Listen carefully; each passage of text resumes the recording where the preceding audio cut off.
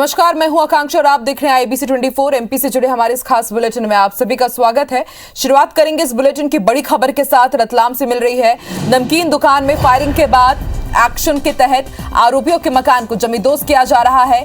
गोलू सावली, अकबर घोसी, अफसार के घर को जमींदोज कर दिया गया है और एसपी ने टीआई के साथ ही एसआई और एएसआई को भी सस्पेंड कर दिया है। आपको बता दें, आरोपियों ने नमकीन दुकान पर 4 राउंड फायरिंग की थी। हथियार लेकर वसूली के लिए आरोपी पहुंचे थे और उसके बाद अब प्रशासन एक्शन मोड पर है। आप देख सकते हैं जमींदोज किया जा रहा है आरोपियों के मकान को और इसके साथ ही बड़ी कार्रवाई करते हुए एएसआई और एसआई को भी निलंबित कर दिया गया है। और ज्यादा जानकारी के लिए बात करेंगे हमारे सहयोगी लालचंद से। लालचंद, फायरिंग के बाद ताबड़तोड़ एक्शन, जो आरोपियों के घर है उसे जमींदोज किया जा रहा है। इसके बाद ही एसआई, एएसआई और टीआई को भी सस्पेंड कर दिया गया। जी हाँ, बिल्कुल आकांक्षा बताना चाहेंगे कि कुछ देर पहले जो हरदलगा पीपली जो भाटों का वास है वहाँ पे दबंगों ने ताबड़तोड़ 4 राउंड फायर किया था, जिसके बाद में जिला प्रशासन है जो है वो एक्शन मोड में आया है और जो संबंधित थाना क्षेत्र में जितने भी दबंग थे, जो अपराधियों की पुलिस लिस्ट में शामिल थे, उनके मकान जमींदोज किए गए हैं। और बिल्कुल बताना चाहेंगे कि करीबन ये जो मकान जो तोड़े जा रहे हैं वो करीबन रात हो जाएगी। बिल्कुल ऐसा अंदाजा लगाया जा सकता है क्योंकि एसपी गौरव तिवारी, जो कि अब देखा जा सकता है सिंघम जो हैं, बिल्कुल एक्शन मोड में आ चुके हैं और बिल्कुल अपराधियों को बख्शा नहीं जाएगा। उनके ऊपर सख्त कार्रवाई के मोड में है रतलाम गौरव तिवारी। जी शुक्रिया पूरी जानकारी के लिए।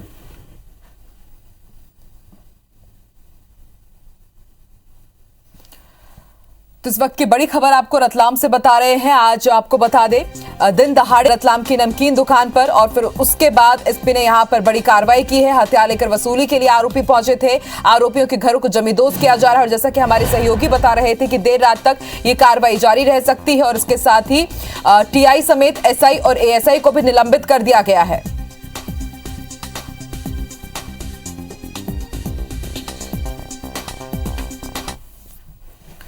बढ़ते आगे रुक करेंगे कुछ दूसरी खबरों का। मध्य प्रदेश में बूथ विस्तारक अभियान जारी है। अभियान के तहत प्रदेश में जगह जगह बीजेपी के दिग्गज नेता बूथ पर जा रहे हैं और बूथ विस्तारक बनकर कार्यकर्ताओं से मिल रहे हैं। पहली तस्वीर देवास की, जहां सीएम शिवराज सिंह चौहान चिरावत गांव पहुंचे और बूथ पर कार्यकर्ताओं से उन्होंने मुलाकात की और टिप्स भी दिए। दूसरी तस्वीर भोपाल की है, जहां कुलगवा सलेहा में बीजेपी प्रदेश अध्यक्ष वीडी शर्मा ने बूथ पर पहुंचे और फिर बीजेपी कार्यकर्ताओं से मुलाकात की और कार्यकर्ताओं की जानकारी इकट्ठा करने को लेकर जानकारी हासिल की, साथ ही जरूरी निर्देश भी दिए। तीसरी तस्वीर मुरैना की, जहां रजौदा गांव में केंद्रीय मंत्री नरेंद्र सिंह तोमर बूथ पर पहुंचे और कार्यकर्ताओं से उन्होंने मुलाकात की।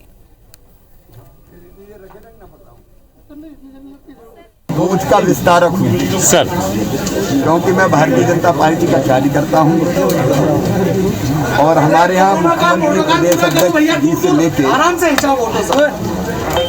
सभी प्रमुख कार्यकर्ता 10 दिन के लिए विस्तारक की भूमिका में है। शबाऊ ठाकरे जन्म शताब्दी समारोह के अंतर्गत संगठन को विस्तार देने के लिए जो बूथ विस्तार योजना बनी है, उस योजना के अंतर्गत मैं रजौदा ग्राम में आया था। यहाँ 14 बूथ हैं, सभी कार्यकर्ता काम कर रहे हैं।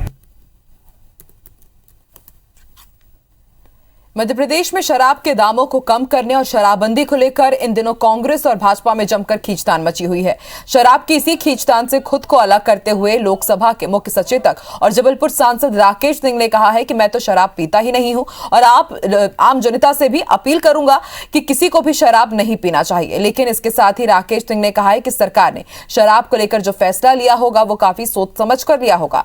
दरअसल राकेश सिंह पार्टी की बूथ विस्तारक योजना के तहत कैंट विधानसभा के बूथ लोगों से संपर्क करने पहुंचे थे। इस दौरान उन्होंने दिग्विजय सिंह के धरने पर और कांग्रेस पर भी निशाना साधा। उमा जी ने अपनी बात को स्पष्ट कर दी है, इसलिए इसमें कहने के लिए कुछ बचता नहीं। भारतीय जनता पार्टी ने कभी भी नशे को बढ़ावा देने का कोई कार्य नहीं किया है। जहां तक मध्य प्रदेश में जो नीतियां हैं, ये लंबे समय से चलने वाली नीतियां आगे बढ़ रही हैं। नई शराब दुकान ना खोलें, शिवराज सिंह चौहान जी पहले से ही लगातार माननीय मुख्यमंत्री जी कहते चले आ रहे हैं। उन्होंने ये कहा और उसको पूरा भी किया है। डिंडौरी जिले के दौरे पर पहुंचे केंद्रीय राज्य मंत्री फग्गन सिंह कुलस्ते ने जिला अस्पताल में 40 लाख की लागत से नवनिर्मित 10 बेड की क्षमता वाले PICU वार्ड का लोकार्पण किया। अस्पताल के लोकार्पण के बाद केंद्रीय राज्य मंत्री ने कलेक्ट्रेट कार्यालय में अधिकारियों की बैठक लेकर निर्माण कार्यों की समीक्षा की। इस दौरान कुलस्ते ने जल जीवन मिशन योजना के तहत चल रहे निर्माण कार्यों में लापरवाही को लेकर PHE विभाग के अधिकारियों को जमकर फटकार भी लगाई। बैठक के बाद कुलस्ते ने यातायात जागरूकता रथ एवं मुख्यमंत्री आपके द्वार राशन योजना के तहत वाहन मालिकों को चाबी सौंपते हुए उक्त वाहनों को हरी झंडी दिखाकर रवाना किया। वहीं शराबबंदी के सवाल पर उन्होंने कहा कि जन जागरूकता के जरिए ही शराबबंदी संभव हो सकती है।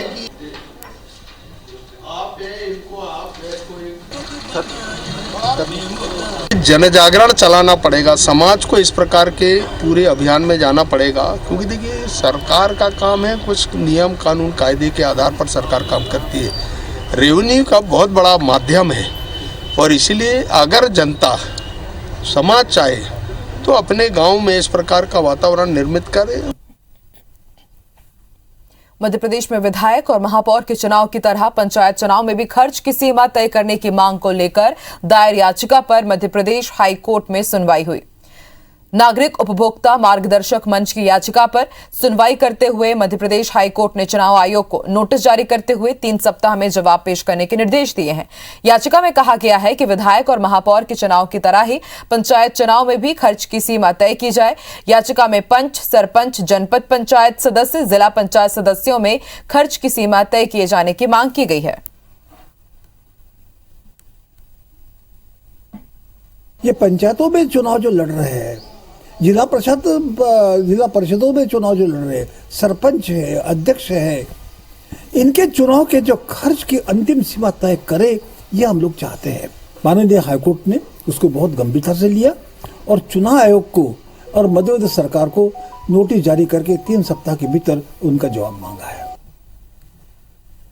जबलपुर हाईकोर्ट ने रानी कमलापति स्टेशन नाम के खिलाफ याचिका 10,000 रुपए जुर्माने समेत उसको निरस्त कर दिया है और हाईकोर्ट ने भोपाल के रानी कमलापति रेलवे स्टेशन के नाम के खिलाफ दायर जनहित याचिका को निरस्त करते हुए आदेश दिया है कि अदालत के बहुमूल्य समय का दुरुपयोग किया गया है। इस मत के साथ जनहित याचिकाकर्ता पर 10,000 रुपए का जुर्माना भी लगाया गया है।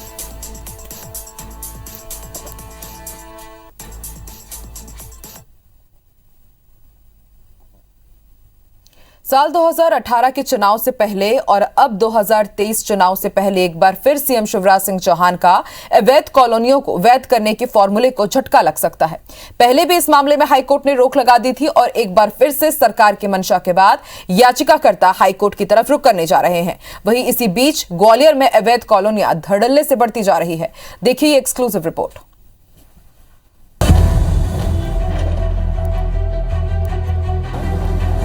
18 मई साल 2018 ये वो तारीख है जब ग्वालियर की जमीन से सीएम शिवराज सिंह चौहान ने मध्य प्रदेश में अवैध कॉलोनियों को वैध करने का फैसला लिया था, जिसके बाद ग्वालियर की 429 कॉलोनियों का रास्ता साफ हो गया था। लेकिन हाईकोर्ट में मामला पहुंचने के बाद ग्वालियर बेंच ने इस पर रोक लगा दी थी। अब फिर से शिवराज सरकार इन कॉलोनियों को वैध करने जा रही है। ऐसे में फिर से याचिकाकर्ता सरकार के आदेश के खिलाफ कोर्ट जा रहे हैं। इसके खिलाफ सबसे पहले तो माननीय उच्च न्यायालय में कंटेम्प्ट लगा रहा हूँ। मध्य प्रदेश नगर पालिका अधिनियम में स्पष्ट प्रावधान है कि अवैध कॉलोनी का निर्माण नहीं कर सकते। अगर फिर भी ये कोई ऐसा अध्यादेश लाते हैं तो उसको निरस्त कराने के लिए माननीय उच्च न्यायालय खंडपीठ ग्वालियर में याचिका प्रस्तुत की जाएगी। मध्य प्रदेश की शिवराज सरकार ने अवैध कॉलोनियों को वैध करने का जो फैसला लिया है, उसके तहत साल 2016 से पहले की अवैध कॉलोनी को वैध किया जाना है। इस दौरान फिर से नई अवैध कॉलोनियां बसा दी गई, जिस पर कांग्रेस सवाल खड़े कर रही है। वहीं बीजेपी कांग्रेस पर कोर्ट की आड़ में जनहित के काम में रुकावट डालने का आरोप लगा रही है। भाजपा के साथ आप देखेंगे कोई भी किसी प्रकार की अगर घोषणा करते हैं, यदि उसके इतिहास में आप जाके देखेंगे 10-12 वर्ष से लगातार घोषणाएं हो रही हैं कि जितनी अवैध कॉलोनियां वैध की जाएंगी। क्या आज दिनांक तक एक भी हुई? तो ये सिर्फ जुमले वाली सरकार है, इसको भी आप जुमला ही समझे, जुमला से अधिक कुछ भी नहीं है। कांग्रेसियों को शायद ये सब रास आता नहीं है, तो जिस तरीके से ओबीसी आरक्षण पर जगह जगह अदालतों का दरवाजा खटखटा के मध्य प्रदेश को 27% ओबीसी आरक्षण से वंचित किया, ये चाहते हैं कि मध्य प्रदेश में अवैध कॉलोनियों में रहने वाले रहवासियों को भी वो सुविधाएं ना मिले जो भारतीय जनता पार्टी की सरकारें उन्हें उपलब्ध कराना चाहती है। शिवराज सरकार अवैध कॉलोनियों को वैध करना चाहती है। वहीं दूसरी ओर कॉलोनाइजर ये सोचकर अवैध कॉलोनियां बसा रहे हैं कि सरकार आम इंसान को ध्यान में रखकर राहत दे ही देगी। अकेली ग्वालियर में साल 2016 से अब तक 177 अवैध कॉलोनियां बसा दी गई, जबकि पहले से ही इनकी संख्या 630 थी, जिनमें से केवल 429 को ही वैध करने के दायरे में लिया गया था। लेकिन अब आने वाले वक्त में फिर से अवैध कॉलोनियों को वैध करने का जो प्लान है, उसके हाईकोर्ट में पहुंचने के बाद उस पर ब्रेक भी लग सकता है। नासिर गौरी के साथ ब्यूरो रिपोर्ट, IBC 24 ग्वालियर। गुना सांसद केपी यादव ने लोकसभा अध्यक्ष ओम बिरला को पत्र लिखकर अपने साथ हो रहे उपेक्षा से अवगत कराया है। केपी यादव का कहना है कि उन्हें कार्यक्रम और उद्घाटनों में आमंत्रित नहीं किया जाता और उद्घाटन की शिला पट्टिकाओं पर सांसद का नाम भी नहीं होता है। सांसद ने कहा कि बार बार संबंधित अधिकारियों और मंत्रालयों में पत्र के माध्यम से अवगत भी कराया, फिर भी जिला अधिकारियों ने कोई भी सकारात्मक रवैया क्षेत्र में नहीं अपनाया। केपी यादव ने भोपाल में रानी कमलापति स्टेशन के उद्घाटन के आमंत्रण पत्र में स्थान नहीं मिलने की जानकारी पत्र में दी, जिसके बाद सामान्य प्रशासन विभाग ने शिकायती पत्र के संबंध में गुना, शिवपुरी, अशोकनगर, ग्वालियर और भोपाल जिले के से जांच प्रतिवेदन मांगा है। इस पर अपर कलेक्टर ने CEO, जिला पंचायत, महिला एवं बाल विकास विभाग से तथ्यात्मक जानकारी मांगी है।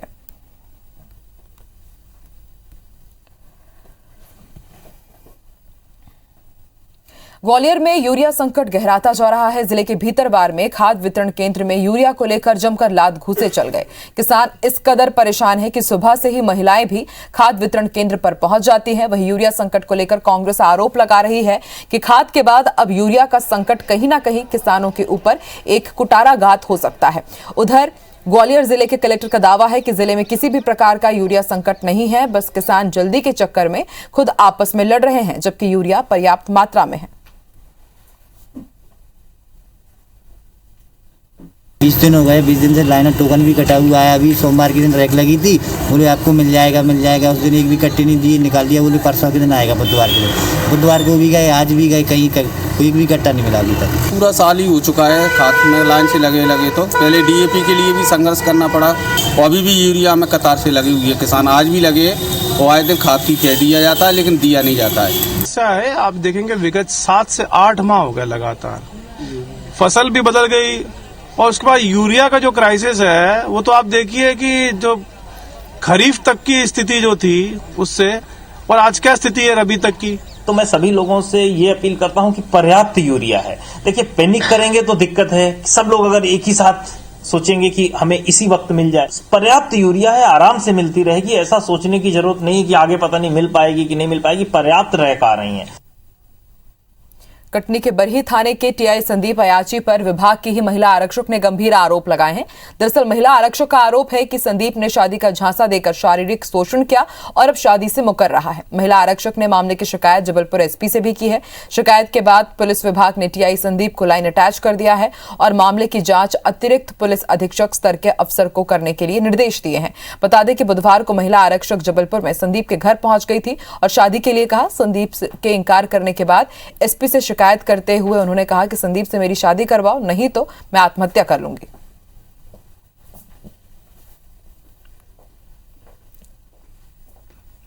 राजधानी भोपाल का सुभाष नगर रेलवे ओवरब्रिज जल्द ही आवागमन के लिए शुरू कर दिया जाएगा। रविवार को CM शिवराज सिंह चौहान ROB का लोकार्पण करेंगे। लोकार्पण से पहले स्थानीय विधायक और कैबिनेट मंत्री विश्वास सारंग ने व्यवस्थाओं का जायजा लिया।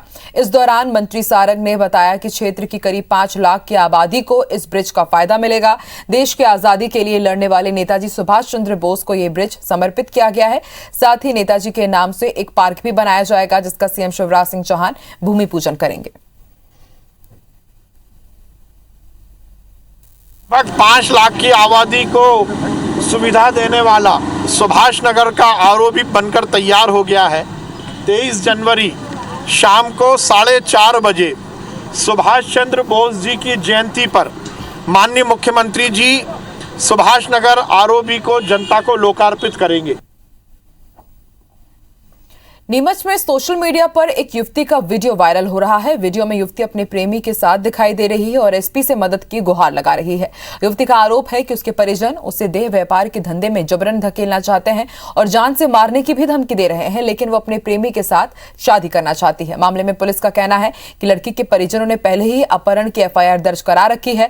फिलहाल लड़की की तलाश की जा रही है। मामले में हर पहलू पर जांच की जाएगी और देह व्यापार को लेकर जांच में पुष्टि होती है तो आरोपियों पर कार्रवाई की जाएगी। बता दें कि लड़की बांछड़ा समाज से ताल्लुक रखती है।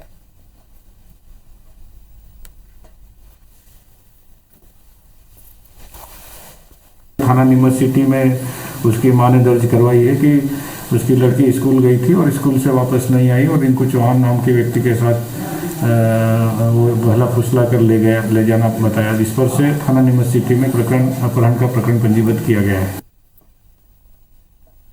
ग्वालियर चंबल अंचल में जहरीली शराब से हुई मौतों के बाद अब सरकार से लेकर पुलिस और प्रशासन सख्त है। सीएम शिवराज सिंह चौहान की फटकार के बाद ग्वालियर कलेक्टर ने टीमों का गठन कर दिया है। साथ ही टास्क फोर्स के नंबर्स भी जारी कर दिए गए हैं। कलेक्टर ने लोगों से अपील की है कि अवैध शराब बनने की सूचना तत्काल आबकारी विभाग के साथ साथ पुलिस और प्रशासन को भी दे। दरअसल एक सप्ताह पहले भिंड जिले के रौन थाना क्षेत्र में जहरीली शराब से 4 लोगों की मौत हो गई थी। गुरुवार को कलेक्टर कमिश्नर कॉन्फ्रेंस में सीएम शिवराज सिंह चौहान ने जमकर भिंड कलेक्टर और एसपी को फटकार भी लगाई थी, जिसके बाद अब प्रशासनिक अधिकारी अवैध शराब को लेकर एक्शन मोड में हैं।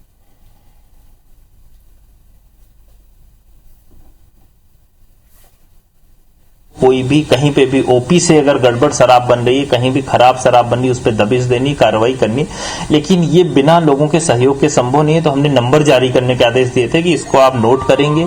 कोई भी उसका नाम उजागर नहीं करेंगे, कोई भी आदमी सूचना दे सकता है और हमारी टीम वहां पे जाके कार्रवाई करेगी।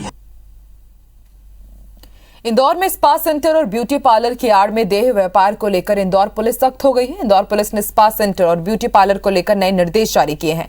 नए आदेश में कहा गया है कि अब स्पा सेंटर और ब्यूटी पार्लर खोलने के लिए पुलिस की इजाजत लेनी होगी और वेरिफिकेशन भी कराना होगा। साथ ही काम करने वाले कर्मचारियों की आईडी प्रूफ के साथ डिटेल पुलिस को देनी होगी। इसके अलावा दवाइयों का दुरुपयोग ना हो, इसके लिए मेडिकल संचालकों के लिए भी निर्देश जारी किए गए हैं। निर्देश में कहा गया है कि कुछ दवाइयां बिना डॉक्टर के लिखित प्रिस्क्रिप्शन के नहीं दी जा सकती हैं। उन दवाइयों को मेडिकल संचालक बिना लिखित पर्ची के ना दे। बता दें कि हाल ही में स्पा सेंटर में छापे में थाईलैंड की युवतियों को गिरफ्तार किया गया था।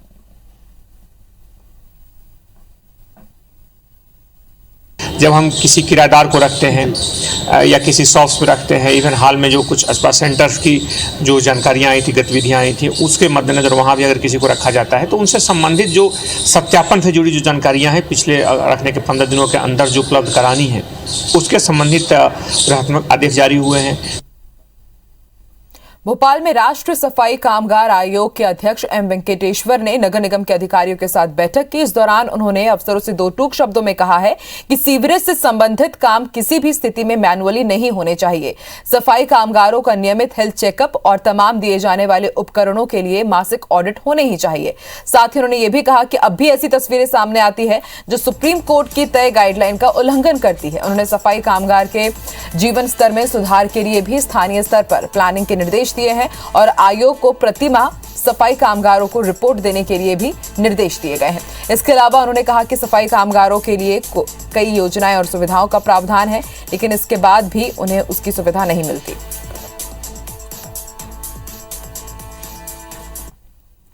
मध्य प्रदेश में मौसम के अगले 24 घंटे के अंदर एक बार फिर से मौसम में बदलाव हो सकता है।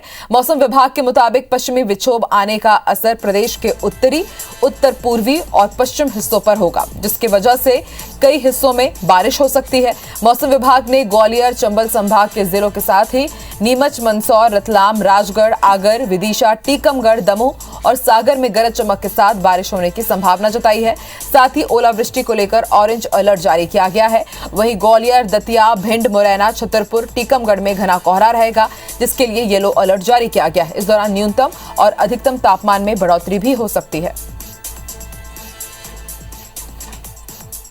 ग्वालियर, चंबल, उज्जैन और भोपाल संभाग के भी कुछ जिले हैं, इनमें गरज चमक के साथ हल्की वर्षा संभव है और कहीं कहीं ओले की संभावना से भी इनकार नहीं किया जा सकता।